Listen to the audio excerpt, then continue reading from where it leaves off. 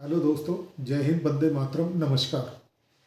आज का विषय है म्यांमार बॉर्डर का डेथ ट्रैप और रूसी इंटेलिजेंस का एक खौफनाक खुलासा।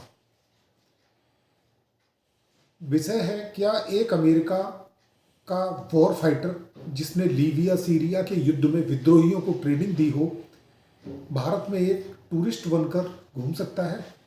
इसका सीधा सा जवाब है जी हाँ। मार्च 2026 मैथ्यू एरन वेंडाइक और उसके साथ 6 यूक्रेनी फाइटर्स भारत के अलग अलग एयरपोर्ट से हिंदुस्तान में दाखिल होते हैं। ये वो लोग थे जो यूक्रेन में रूसी सेना के दांत खट्टे कर चुके थे, लेकिन इस बार उनका मिशन भारत की सीमा से सटे म्यांमार के चिन स्टेट में था, जहां पर Chin national front, Chin national army, Chin land defence force, Chin land counselling, Arakan army, people's defence force जैसे संगठन म्यांमार की सरकार के साथ हमेशा कॉन्फ्लिक्ट में रहते हैं। अब सवाल सुरक्षा व्यवस्था यह सवाल सुरक्षा व्यवस्था की नींव हिला देता है। वेंडाइक का हिस्ट्री इंटरनेट पर मौजूद है। लीबिया की अबू सलेम जेल में 6 महीने की जेल, सीरिया में मिलिशिया बनाता है, उसके पासपोर्ट पर अरब देशों की अनगिनत मोहरें, फिर भी उसे भारत का टूरिस्ट वीज़ा दे दिया जाता है। क्या यह केवल एक वीज़ा किलर की लापरवाही थी, या किसी ने जानबूझकर उसे सेफ पैसेज दिया था भारत में घुसने का? होम मिनिस्ट्री अब उन अधिकारियों की जांच कर रही है जिन्होंने वॉर फाइटर को पर्यटक मान लिया था। वह अकेला नहीं था, उसके साथ यूक्रेन के 6 सबसे खतरनाक ड्रोन एक्सपर्ट थे, जिनके नाम है Hurva Petro, Sylvia Teras, Ivan Sukma Novoski, Stephen की Marian, Honcharuk Maximum, Karminsky Victor.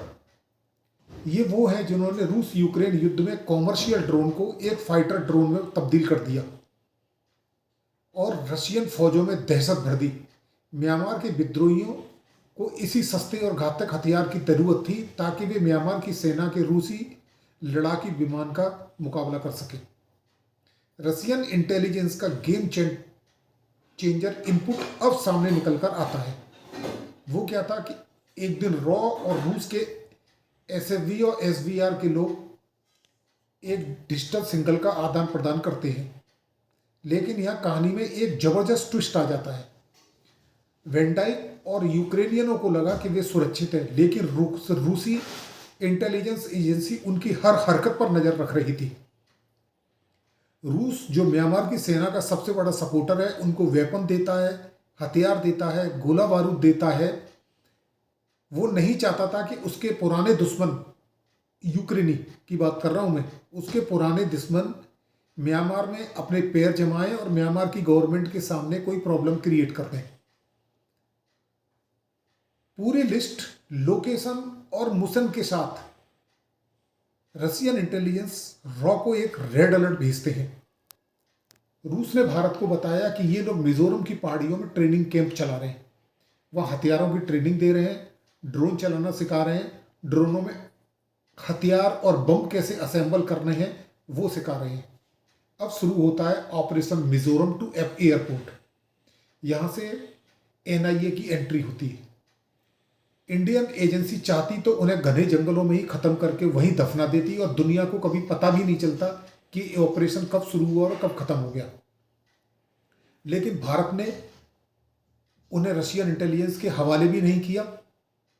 गायब करने के बजाय कानूनी शिकंजे में फंसाना उन्होंने बेहतर समझा। उन्हें तब नहीं पकड़ा गया जब वे जा रहे थे, बल्कि तब पकड़ा जब वे सारा डिजिटल डेटा और ट्रेनिंग वीडियो लेकर देश से भागने की कोशिश कर रहे थे।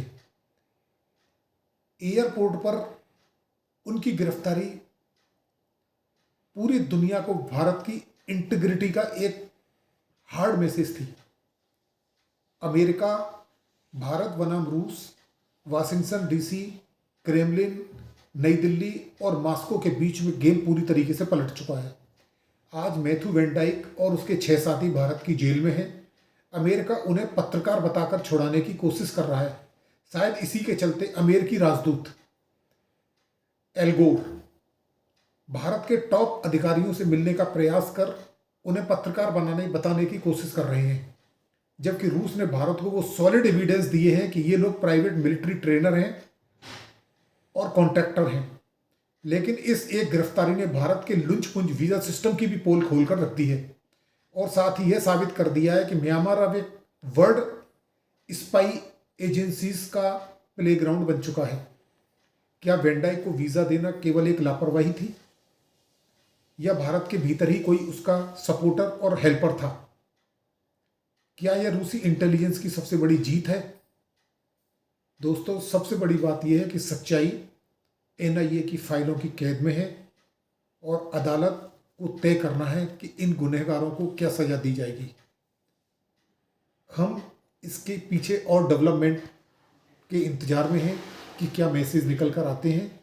हमारे इस वीडियो को लाइक करें, शेयर करें, अपना सपोर्ट बना के रखें।